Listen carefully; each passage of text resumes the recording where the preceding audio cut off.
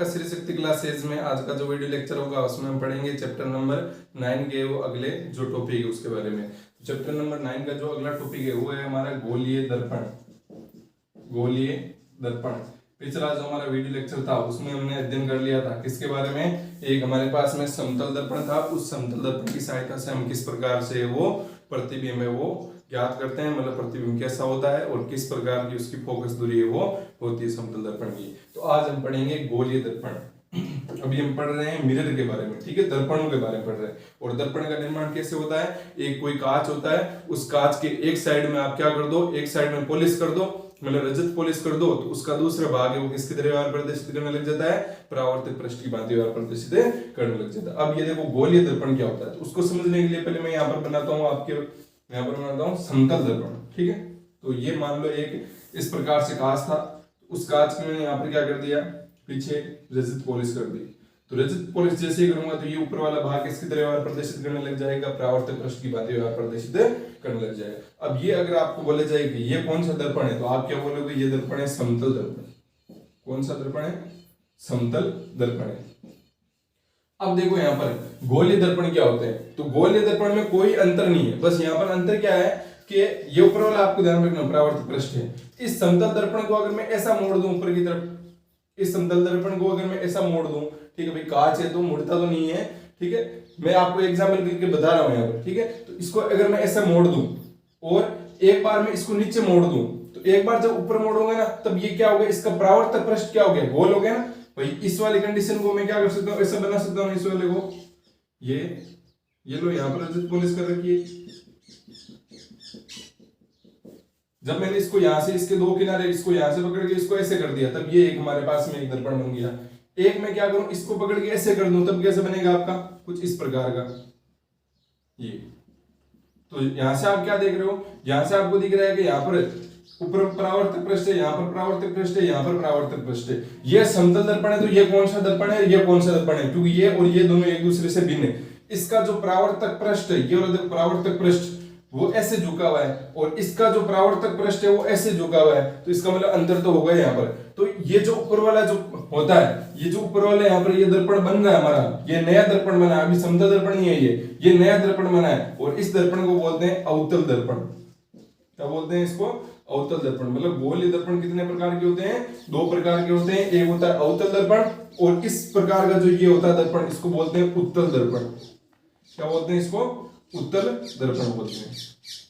तो ये होते हैं आपके गोलीय दर्पण के प्रकार। अभी हमने ये सीखा है कि अवतल दर्पण और जो उत्तल दर्पण है, मतलब ये जो गोलीय दर्पण है ये और ये फर्स्ट मान लो सेकंड, ये फर्स्ट सेकंड जो गोलीय दर्पण है उसका निर्माण है वो किस प्रकार से होता है, ठीक है, उसके बारे में हमने यहाँ पर देखा है अभी समतल दर्पण की सहायता से। अब यहाँ पर दैनिक जीवन के अंदर है समतल दर्पण, इसको तो हम मोड़ कर बना नहीं सकते, क्योंकि कांच को मोड़ना है तो उसको पिघलाना पड़ेगा, बहुत ज्यादा प्रोसेस करनी पड़ेगी। तो फिर किस प्रकार से वो दर्पण है वो बनाए जाते हैं, तो उसके लिए देखो यहाँ पर पहले गोलीय दर्पण के बारे में परिभाषा ले लेते हैं कि गोलीय दर्पण की परिभाषा है क्या। परिभाषा से आपको पता चल जाएगा कि किस प्रकार से बनता है। तो यहाँ पर देखो लिखेंगे, किसी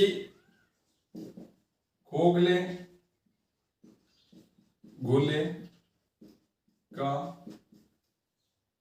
का एक भाग काटकर उसके एक तरफ रजत पॉलिश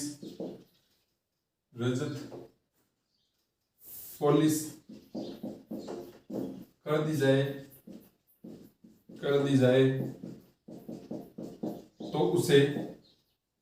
जाए तो उसका दूसरा भाग या पृष्ठ परावर्तक पृष्ठ की भांति व्यवहार करता है, परावर्तक पृष्ठ की भांति व्यवहार करता है। और इसी प्रकार से वो किसका निर्माण होता है, एक गोलीय दर्पण का निर्माण होता है। क्या है, कोई भी हमारे पास में खोखला गोला है, ठीक है, तो उस खोखले गोले को हम क्या करें, उस खोखले गोले का एक भाग है वो काट दे, जैसे मान लो ये गोला है, ठीक है, इस गोला ये गोला है, हमारे पास में एक गोली मतलब ये गोला था, ठीक है। अब आपको करना क्या है, इसका एक बार काटना है। जैसे मैंने इसको काट दिया, ठीक है। अब ये काट के इसको अलग कर दिया, ये वाला जो भाग है इसको मैंने अलग कर दिया यहाँ पर, भाई ये तो हमारा कोई काम नहीं आएगा, तो इसको अलग कर दिया मैंने, ठीक है। ये इस प्रकार से। अब मैं अगर क्या कर दूं, ये इसको काट दिया यहाँ पर, तो काट दी, यहाँ पर क्या होगा, अब यहाँ पर क्या होगा, इसके दो पृष्ठ बच गए ना यहाँ पर, एक बाहर वाला पृष्ठ, एक अंदर वाला पृष्ठ। मैं किसी भी एक पृष्ठ पर रजत पॉलिश कर दूं, चाहे अंदर वाले का करूं चाहे बाहर वाले करूं, तो अगर बाहर वाले कर दूंगा तब भी ये क्या बनेगा, आपका गोलीय दर्पण बन जाएगा। क्योंकि उसका भाई पॉलिश करने का मतलब क्या हो जाएगा, पॉलिश कैसे जैसे ही करूंगा मैं, पॉलिश करते ही यहाँ पर क्या हो जाएगा, उसका दूसरा जो पृष्ठ है वो किसकी तरह व्यवहार प्रदर्शित करने लग जाएगा, परावर्तक पृष्ठ की तरह व्यवहार प्रदर्शित करने लग जाएगा, ठीक है। तो यहाँ पर चाहे मैं बाहर करूं या फिर अंदर करूं, मैं इसको ऐसे भी कर सकता हूं, अंदर भी पॉलिश कर सकता हूं। अंदर पॉलिश करूंगा तो परावर्तक पृष्ठ कौन सा होगा, बाहर होगा, यहाँ पर कौन सा होगा, अंदर होगा, इस प्रकार से, ठीक है। तो गोली दर्पण की ये आपको बड़ी बात से यहाँ पर ध्यान में रखनी है। हमारे पास में कोई खोखला पारदर्शी गोला है, कांच का गोला है, ठीक है। उस कांच के गोले के एक भाग को काट देंगे, अगर उस भाग को काटने पर उसका जो एक पृष्ठ है, उसका एक भाग है, उस एक भाग को अगर हम रजत पॉलिश कर दें तो दूसरा भाग है वो परावर्तक पृष्ठ की भांति व्यवहार करने लग जाता है, ठीक है। तो अब बात करते हैं कि गोलीय दर्पण है वो कितने प्रकार के होते हैं। भाई ये तो हमने देखा है कि गोलीय दर्पण के परिभाषा क्या है। अब गोलीय दर्पण के देखते हैं प्रकार। तो गोलीय दर्पण के प्रकार, गोलीय दर्पण दो प्रकार के होते हैं। कितने प्रकार के होते हैं, दो प्रकार के होते हैं। अभी हमने बात की थी कौन कौन से, एक होता है आपका अवतल दर्पण और एक होता है आपका उत्तल दर्पण। पहला है आपका अवतल दर्पण और दूसरा है आपका उत्तल दर्पण। ये दो दर्पण है आपके पास में। कौन कौन से हैं, एक तो हो गया आपके पास में अवतल दर्पण, एक हो गया आपके पास में उत्तल दर्पण। तो यहां पर हम सबसे पहले पढ़ेंगे अवतल दर्पण की परिभाषा की। अवतल दर्पण क्या होता है, अवतल दर्पण, अवतल दर्पण की हम परिभाषा है वो पढ़ते हैं। देखो अवतल दर्पण की परिभाषा क्या होगी,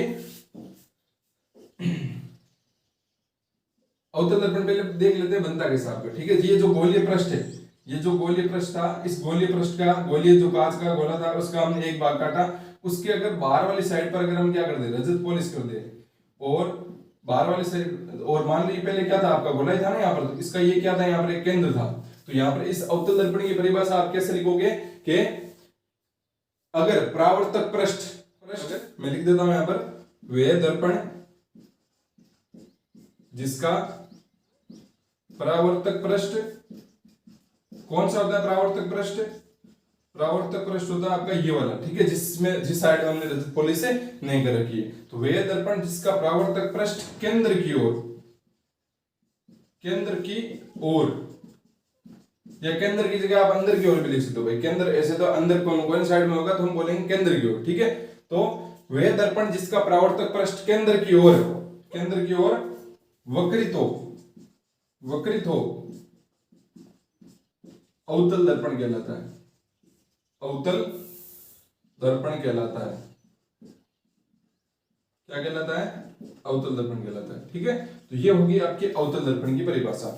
क्या होगी वापस समझो, हमारे पास में एक खोखला कांच का गोला था, उस खोखले कांच के गोले को हमने है वो क्या किया, उसका एक भाग काट दिया। भाग काटने के बाद में हमने क्या किया, यहाँ पर भाग काटने के बाद हमने उस पर है वो क्या कर दी, इस प्रकार से उसके एक साइड में रजत पॉलिश कर दी। फिर हमारा जो दूसरा भाग है वो किसकी तरह व्यवहार प्रदर्शित करने लग जाएगा, परावर्तक पृष्ठ। ये किसकी तरह व्यवहार करेगा, परावर्तक पृष्ठ की। अब यहाँ पर हमारे को बस परावर्तक पृष्ठ को ध्यान में रखना है। अगर हम परावर्तक पृष्ठ को भाई जिस साइड में आप जैसा भी है इसको गोला बनाओ, अगर परावर्तक पृष्ठ आपका केंद्र की ओर वक्रित है, परावर्तक पृष्ठ केंद्र की ओर वक्रित है, इसका मतलब है वो आपका कौन सा दर्पण होगा, अवतल दर्पण होगा। ये परावर्तक पृष्ठ है, ये केंद्र की ओर वक्रित है तो अवतल दर्पण होगा। और केंद्र की ओर वक्रित ना हो, बाहर की ओर वक्रित हो तो उसको हम बोलेंगे क्या बोलेंगे, उत्तल दर्पण बोलेंगे।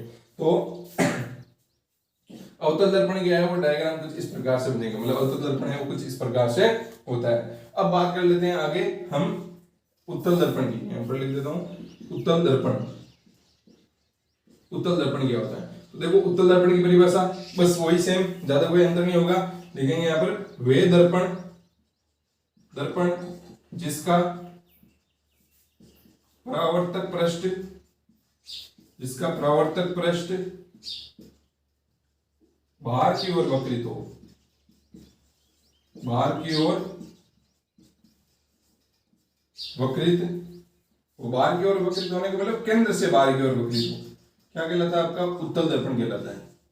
उत्तल दर्पण कहलाता है। कैसे कहलाता है देखो अभी देखते हैं यहाँ पर। तो अगर हम क्या करें, एक कांच के गोले का भाग ले ये लो, और हमारे को करना है क्या, इसका परावर्तक पृष्ठ है वो बाहर की ओर वक्रित करना है। परावर्तक पृष्ठ है वो बाहर की ओर रहना चाहिए, मतलब केंद्र की साइड में नहीं रहना चाहिए। केंद्र की साइड में परावर्तक पृष्ठ नहीं रहना चाहिए। तो इसका मतलब केंद्र इसका बनेगा कैसे? अगर ये गोला इस प्रकार से, तो भाई ऐसे तो गोला बनने से रहा, ये क्या करेगा, ऐसे गोला बनेगा यहाँ पर। तो इसका केंद्र ये, तो कहने का मतलब यहाँ पर इस साइड में, केंद्र की साइड में परावर्तक पृष्ठ नहीं रहना चाहिए। तो परावर्तक पृष्ठ केंद्र की साइड में नहीं रहना चाहिए, तो हम केंद्र की साइड में क्या कर देंगे, रजत पॉलिश कर देंगे। तो ये परावर्तक पृष्ठ क्या हो गया आपका, बाहर की ओर हो गया। और इस प्रकार के दर्पण को हम क्या कहते हैं, इसी प्रकार के दर्पण को हम कहते हैं उत्तल दर्पण।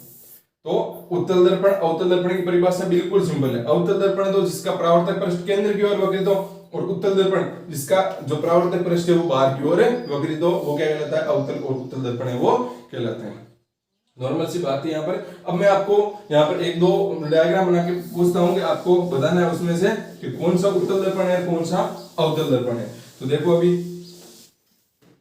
जैसा हम पहली कंडीशन लेते हैं, ये वाली, ये इस प्रकार से फटाफट से अपने दिमाग में सोचते जाओ कौन कौन सा दर्पण बना रहा हूं मैं।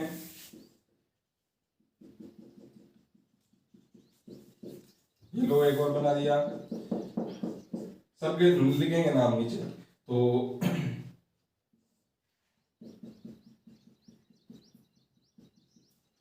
ये लो एक और बन गया हमारा, एक और बना देते हैं यहाँ पर। तो एक कौन सा होगा, ये वाला।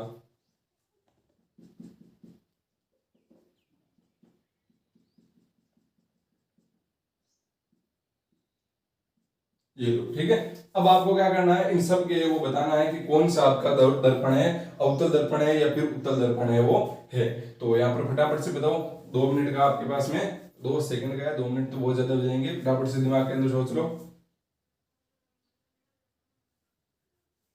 तो सोच लिया होगा। तो अब देखो यहाँ पर क्या, पहले नंबर पे आते हैं। तो यहाँ पर देखो क्या हो गया आपका जो दर्पण है, ठीक है। आपको बस ध्यान में क्या रखना है कि आपका परावर्तक पृष्ठ केंद्र की ओर वक्रित है, तो वो आपका अवतल दर्पण होगा। परावर्तक पृष्ठ है वो बाहर की ओर वक्रित है, इसका मतलब वो क्या होगा आपका, वो होगा उत्तल दर्पण। तो यहाँ पर देख लो आप फटाफट से, ये गोला कुछ इस प्रकार से बनेगा। तो क्या केंद्र की तरफ है वो परावर्तक पृष्ठ है? नहीं है केंद्र की तरफ परावर्तक पृष्ठ, केंद्र की तरफ तो है वो आपका क्या है, रजत पॉलिश है। इसका मतलब ये कौन सा है, ये है उत्तल दर्पण। ये कौन सा दर्पण है, उत्तल दर्पण है। इस पर आओ 2 नंबर पे। यहाँ पर देखो ये गोला बनेगा कैसे, ये गोला बनेगा, अगर भाई ऐसे बनेगा ना यहाँ पर, तो इसका केंद्र की साइड में क्या, केंद्र की साइड में परावर्तक पृष्ठ है, बिल्कुल है केंद्र की साइड में परावर्तक पृष्ठ। इसका मतलब ये क्या होगा, ये होगा अवतल दर्पण। तो हमने परिभाषा पढ़ी है ना, तो अवतल दर्पण हो गया। उसके बाद हम 3 नंबर पे आओ। तो यहाँ पर देखो क्या होगा, यहाँ पर देखो ये जो गोला इस प्रकार से बनेगा, तो केंद्र की तरफ क्या है, यहाँ पर केंद्र की तरफ है वो परावर्तक पृष्ठ है, नहीं है केंद्र की तरफ परावर्तक पृष्ठ। इसका मतलब ये कौन सा दर्पण होगा आपका, उत्तल दर्पण होगा। और उसके बाद में 4 नंबर पे आओ। तो यहाँ पर ये गोला बनेगा आपका ऐसा, इस प्रकार से, क्या केंद्र की तरफ है यहाँ पर परावर्तक पृष्ठ, बिल्कुल है यहाँ पर केंद्र की तरफ परावर्तक पृष्ठ। इसका मतलब ये क्या होगा आपका, उत्तल दर्पण होगा। तो आपको रटना नहीं है, रटोगे तो फिर ये भूल जाओगे आप कि अवतल दर्पण कौन सा होगा, उत्तल दर्पण कौन सा होगा। आपको जो तरीका है वो ध्यान में रखना है। अवतल दर्पण कब बनता है, उत्तल दर्पण है वो कब बनता है। परावर्तक पृष्ठ केंद्र की ओर वक्रित तो अवतल दर्पण, परावर्तक पृष्ठ बाहर की ओर वक्रित तो कौन सा हो जाएगा आपका, उत्तल दर्पण है वो हो जाएगा। तो ये हो गया आपके उत्तल दर्पण और अवतल दर्पण के दो, मतलब जो गोलीय दर्पण है उसके प्रकार हो गए। और इसी को लेकर हम आगे वो अध्ययन करेंगे। अब उससे पहले आगे अध्ययन करने के लिए हमारे को यहाँ पर कुछ महत्वपूर्ण परिभाषाएं यहाँ पर पढ़नी पड़ेगी, जो आवश्यक है हमारे आगे के टॉपिक पढ़ने के लिए। क्या मान लेते हैं, यहाँ पर ये देखो हमारे पास में एक दर्पण है। कौन सा दर्पण है, इसका परावर्तक पृष्ठ है वो केंद्र की ओर वक्रित है, इसका मतलब ये आपका है वो अवतल दर्पण है। अब देखो यहाँ पर अवतल दर्पण, अवतल जो दर्पण होता है, अवतल दर्पण का मैं यहाँ पर परिभाषा लिखूंगा, यहाँ पर बताऊंगा आपको। अवतल जो दर्पण होता है, अवतल दर्पण का मध्य बिंदु होता है। दर्पण कोई सा भी हो, उत्तल हो या अवतल हो, तो अवतल या उत्तल दर्पण का जो मध्य बिंदु होता है, उस मध्य बिंदु को बोलते हैं हम P से प्रदर्शित करते हैं, और उसको बोलते हैं ध्रुव। तो ध्रुव की परिभाषा क्या होगी, ध्रुव को हम प्रदर्शित करेंगे P से। ध्रुव की परिभाषा होती है दर्पण के मध्य बिंदु, मध्य बिंदु को ध्रुव कहते हैं। दर्पण के मध्य बिंदु को क्या कहते हैं, ध्रुव कहते हैं। तो ये बात आपको यहाँ पर ध्यान में रखनी है। कोई सा भी दर्पण हो उसका अगर मध्य बिंदु ले लेंगे तो उसी को हम क्या कहेंगे, ध्रुव कहेंगे। ठीक है, ये अवतल किसकी बात हो रही है, ये हो रही है आपकी अवतल की। यहाँ पर दोनों बना देता हूं मैं। ये आपका है अवतल और ये है आपका उत्तल, अवतल दर्पण, और ये हो गया आपका उत्तल दर्पण। ये इसका मध्य बिंदु ये P कहलाएगा, ये इसका मध्य बिंदु P कहलाएगा। ठीक है, दोनों की सेम है, ध्रुव ध्रुव होता है। ठीक है, मध्य बिंदु आपके क्या रहता है, ध्रुव रहता है। अब अगली परिभाषा पढ़ते हैं। तो अगली जो परिभाषा है वो है आपकी 2 नंबर, वो है आपकी वक्रता केंद्र। वक्रता केंद्र, अब ये क्या होता है, देखो वक्रता केंद्र, वक्रता केंद्र को C से प्रदर्शित करते हैं। वक्रता केंद्र को किससे प्रदर्शित करते हैं, C से। अब वक्रता केंद्र क्या होता है, तो देखो वक्रता केंद्र की परिभाषा लिख देता हूं कि दर्पण पहले जिस गोले का भाग था उस गोले का केंद्र वक्रता केंद्र कहलाता है।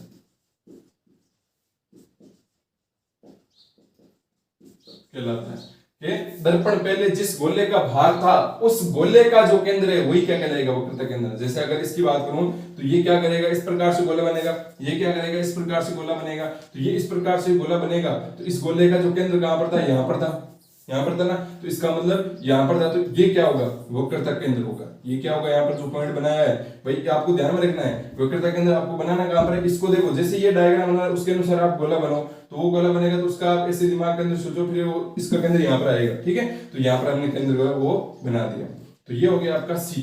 इसका अगर वक्रता केंद्र की बात करें तो किस साइड में होगा, क्या इस साइड में होगा, नहीं, जिस साइड में गोला बन रहा है उस साइड गोला बनाओ। ये गोला यहाँ पर ऐसे बन रहा है, गोला इस प्रकार से बन रहा है, इसका मतलब इसका केंद्र यहाँ पर कहीं पर होगा। तो ये इसका केंद्र हो गया, ये हो गया यहाँ पर C। ठीक है, तो ये हो गया आपका वक्रता केंद्र। इसकी एक और परिभाषा भी हम लिख सकते हैं, उसको हम आगे अभी देखेंगे। एक बार के लिए मैं इसको यहाँ पर पास में लिख देता हूं ताकि यहाँ पर हम लिख सके आगे परिभाषाएं। अगला जो तीसरा है वो है आपकी वक्रता त्रिज्या। वक्रता त्रिज्या, वक्रता त्रिज्या को प्रदर्शित करते हैं कैपिटल R से। किससे प्रदर्शित करते हैं, कैपिटल R से। अब वक्रता त्रिज्या क्या होती है, वक्रता त्रिज्या होती है, या तो आप बोल सकते हो कि दर्पण पहले जिस गोले का भाग था, दर्पण पहले जिस गोले का भाग था उस गोले की त्रिज्या क्या कहलाती है, वक्रता त्रिज्या कहलाती है। या फिर आप एक परिभाषा क्या लिख सकते हो कि केंद्र और परिधि के, केंद्र परिधि पर कौन सा P बिंदु है ना, तो केंद्र मतलब C और P के मध्य की दूरी को हम क्या कहते हैं, वक्रता त्रिज्या कहते हैं। या तो आप परिभाषा लिख सकते हो कि जो दर्पण है पहले जिस गोले का भाग था उस गोले का जो केंद्र मतलब उस गोले की जो त्रिज्या है उसी को वक्रता त्रिज्या कहते हैं। या फिर आप लिख सकते हो कि वक्रता केंद्र और ध्रुव के मध्य की दूरी को हम क्या कहते हैं, वक्रता त्रिज्या कहते हैं। तो यहाँ पर लिख देता हूं मैं वक्रता केंद्र C, वक्रता केंद्र को C से प्रदर्शित करेंगे। तो वक्रता केंद्र वे ध्रुव के मध्य की दूरी को, मध्य की दूरी को वक्रता त्रिज्या कहते हैं, वक्रता त्रिज्या कहते हैं। तो वक्रता त्रिज्या कौन सी होगी, ये जो P और C के मध्य की जो दूरी है ना, ये दूरी है, ये जो वाली दूरी है उसको हम क्या कहते हैं, वक्रता त्रिज्या कहते हैं। ये कोई पॉइंट नहीं है, ध्यान रखना।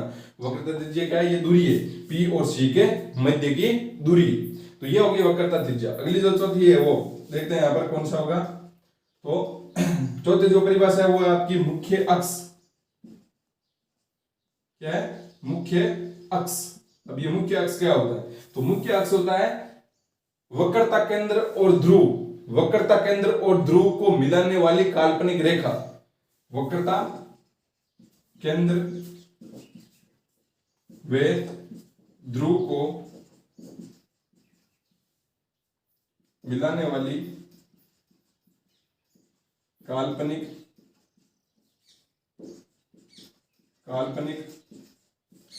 रेखा को मुख्य अक्ष कहते हैं।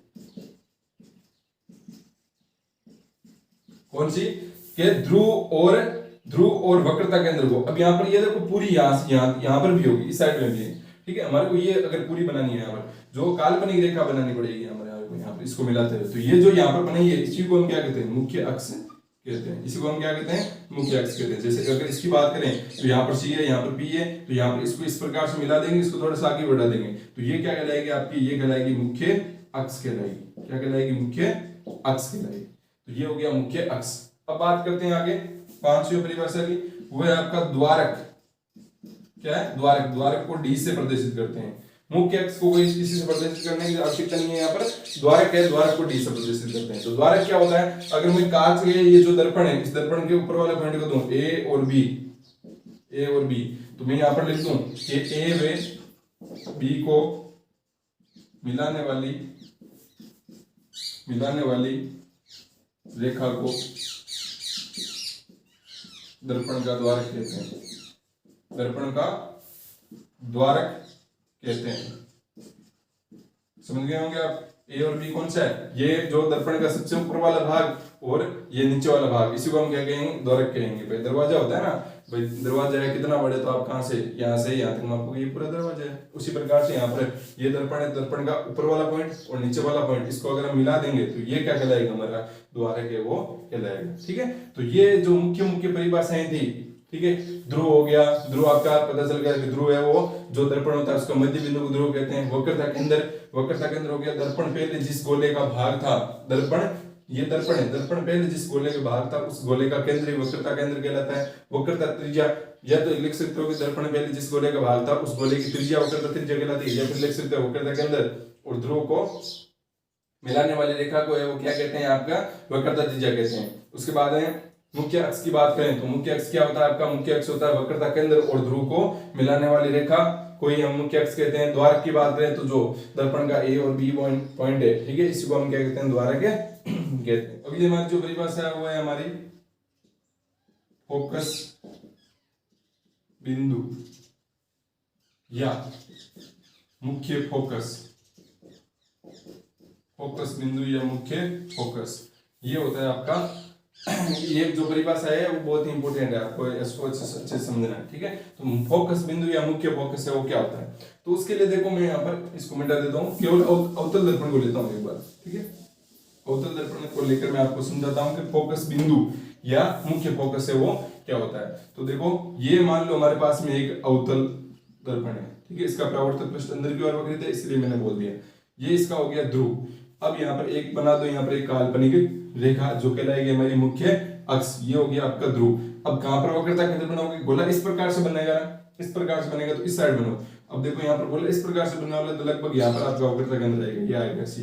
ठीक है, अब देखो फोकस बिंदु या मुख्य फोकस किसे कहते हैं, क्योंकि हमने दर्पण बनाया है तो दर्पण से क्या करवाना है, हमारे को परावर्तन करवाना है ना। तो यहाँ पर होगा क्या कि ये दर्पण है, इस दर्पण अगर क्या करें हम, ये इसका परावर्तक पृष्ठ है, तो इसका मतलब हम यहाँ पर प्रकाश डालेंगे तभी यहाँ पर परावर्तन होगा ना। अगर मैं यहाँ से प्रकाश डालूं तो यहाँ पर रजत पुलिस आ जाएगी, तब यहाँ पर है वो क्या नहीं होगा, आपका परावर्तन है वो नहीं होगा। तो इसका मतलब मेरे को यहाँ से प्रकाश डालना है, जब मैं यहाँ से प्रकाश डालूंगा तभी यहाँ पर परावर्तन होगा। तो देखो फोकस बिंदु या किसे मुख्य फोकस है वो किसे कहते हैं, तो मुख्य अक्ष के, मान लो कोई एक हमारे पास में प्रकाश का स्रोत है, प्रकाश का एक स्रोत है, वो प्रकाश का स्रोत है वो आपका इस साइड में रखा हुआ है। ठीक है, इस साइड में, मतलब बोल सकते हो आप बाई साइड के अंदर। कौन साइड में, बाई साइड में। ये दाई साइड होगी, ये बाई साइड होगी। तो यहाँ पर देखो क्या होगा, जो मुख्य अक्ष के समांतर, मान लो कोई प्रकाश किरण है यहाँ पर जो क्या आ रही है, मुख्य अक्ष के समांतर आ रही है। ये मुख्य अक्ष है, कोई भी लाइन के समांतर आने का मतलब इस प्रकार से आना, तो मुख्य अक्ष के समांतर, तो ये मान लो मुख्य अक्ष के समांतर आ रही है इस प्रकार से लाइन। ठीक है, लाइन आने का मतलब ये क्या कर रही है, ये आपकी ये प्रकाश किरण, तो ये एक प्रकाश किरण आ रही है जो मुख्य अक्ष के समांतर है। अब देखो यहाँ पर होगा क्या, बताओ मेरे को, ये किरण जब आएगी यहाँ पर तो ये क्या करेगी, इसे आर पार कर जाएगी, ऐसे नहीं करेगी, क्योंकि पीछे क्या कर रखी है हमने, रजत पॉलिश कर रखी है। इसका मतलब ये करेगी क्या, कहां पर जाएगी, इसका होगा परावर्तन। अब कौन साइड परावर्तन होगा, ऊपर की साइड होगा कि नीचे की साइड परावर्तन होगा। तो उसके लिए देखो मैं आपको बताता हूँ, यहाँ पर परावर्तन है वो दोनों संभव हो सकता है, ऊपर भी जा सकती है, ऊपर भी जा सकती है, लेकिन आपको ध्यान में क्या रखना है, जाती नीचे ही है, लेकिन ध्यान में क्या रखना है, कैसे याद रखना है कि अगर मान लो आप इसको ऊपर भेजोगे इस प्रकार से, इसको जब ऊपर भेजोगे इस प्रकार से परावर्तित होगी, यहाँ से टकरा जाएगी और इससे टकरा के वापस नीचे आ जाएगी। तो इसका मतलब क्या होगा, जब भी आपका पृष्ठ इस प्रकार से दिखे, आपको इस प्रकार का दिखे, तो वो प्रकाश किरण हमेशा क्या आएगी, आपके नीचे की तरफ ही आएगी। तो ये जो प्रकाश किरण परावर्तित होकर कहां पर आएगी, नीचे की तरफ आएगी। तो ये इस प्रकार से मान लो आगे यहाँ पर, तो ये चली गई आपकी किरण। तो इसको देखो एरो से मैंने बना दिया। क्या किया मैंने अवतल दर्पण लिया, मुख्य अक्ष बनाया, ध्रुव लिया, वक्रता केंद्र लिया, मुख्य अक्ष, ये मुख्य अक्ष है, ये क्या है आपकी मुख्य अक्ष। मुख्य अक्ष के समांतर में क्या लिख रहे हैं कि प्रकाश किरण को लेकर आया, मुख्य अक्ष के समांतर एक प्रकाश किरण लाया जो दर्पण से क्या हुई, परावर्तित हुई, दर्पण से क्या हुई, परावर्तित हुई। तो ये जो परावर्तित किरण है, ये जो परावर्तित हुई किरण है, वो परावर्तित किरण मुख्य अक्ष के, परावर्तित किरण मुख्य अक्ष के जिस भी बिंदु पर मिलती है, ये वाला बिंदु, इस बिंदु पर मिली, इसी को हम क्या कहते हैं, फोकस बिंदु कहते हैं, और इसको प्रदर्शित करते हैं एफ से, या इसको बोलते हैं मुख्य फोकस। वापस से परिभाषा देखो क्या होगा कि अवतल दर्पण के, परिभाषा लिख देता हूं साथ साथ में, अवतल दर्पण के, अवतल दर्पण के मुख्य अक्ष के, मुख्य अक्ष के समांतर आने वाली किरण, समांतर आने वाली प्रकाश किरण, समांतर आने वाली प्रकाश किरण, प्रकाश किरण मुख्य अक्ष के प्रकाश किरण दर्पण से परावर्तन के पश्चात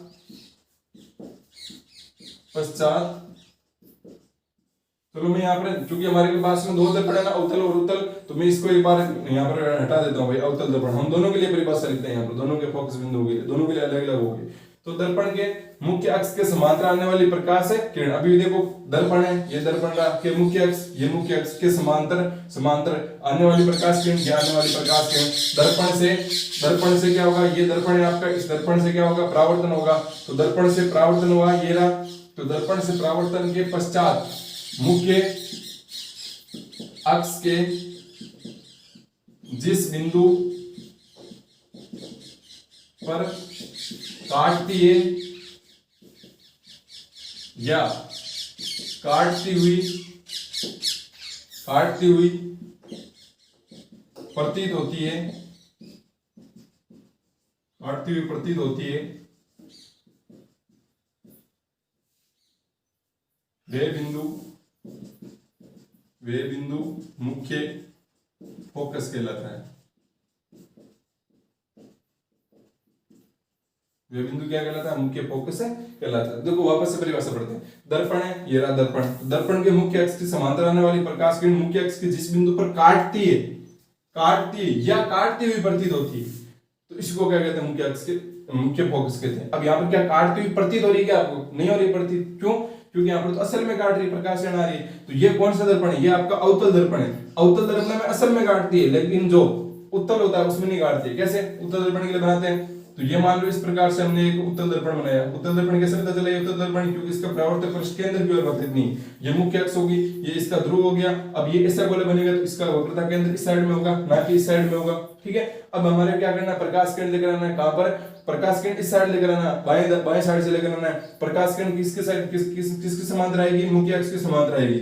अब जब ये प्रकाश किरण मुख्य अक्ष के समांतर आएगी, अब ये दर्पण से टकराएगी, अब जाएगी कैसे, तो पहले वाले में तो क्या था, पहले वाले में तो ऊपर नहीं जा सकती थी, क्योंकि ऊपर बैठा था, यहाँ पर ये वापस नीचे भेज देता, लेकिन यहाँ पर तो ऊपर जा सकती ना, तो प्रकाश किरण यहाँ पर चली जाएगी, तो ये परावर्तित होगी प्रकाश किरण। अब देखो बताओ क्या परावर्तित किरण है वो मुख्य अक्ष के किसी भी बिंदु पर काट रही है क्या, नहीं काट रही है, तो फिर इसका फोकस बिंदु कहां पर गया, तो इसके लिए हमारे क्या करना पड़ेगा, इस प्रकार की जो ये परावर्तित किरण इसको हमारे को पीछे बढ़ाना पड़ेगा। तो ये देखो पीछे बढ़ाएंगे तो इस पॉइंट पर ये काट रही है, काटती हुई प्रतीत हो रही है, असल में काट नहीं रही, काटती हुई प्रतीत हो रही है, तो इसीलिए इसको बोलते हैं फोकस बिंदु। ये हो गया उत्तल दर्पण, ये हो गया अवतल दर्पण, ये हो गया आपकी फोकस बिंदु या मुख्य फोकस की परिभाषा। अब एक और बात बच जाती है कि जो फोकस बिंदु और ध्रुव है, इसके मध्य की दूरी को हम कहते हैं फोकस दूरी। क्या कहते हैं, फोकस दूरी। फोकस बिंदु या फिर मुख्य फोकस दूरी किसे कहते हैं, फोकस दूरी को प्रदर्शित करते हैं स्मॉल एफ से, और फोकस बिंदु को प्रदर्शित करते हैं कैपिटल एफ से। तो फोकस दूरी की परिभाषा होगी फोकस बिंदु या मुख्य फोकस, एक ही नाम है, फोकस बिंदु एफ वे ध्रुव पी के मध्य की दूरी को फोकस दूरी कहते हैं, ठीक है। ये आपकी परिभाषा होगी इसकी। तो ये हमने जितनी भी दी, हमारी सारी वो परिभाषाएं हैं वो पढ़ ली है। तो बाकी का जो इससे रिलेटेड कि आगे किस प्रकार से प्रतिबिंब का निर्माण होगा, उसका अध्ययन हम अगले वीडियो लेक्चर में करेंगे।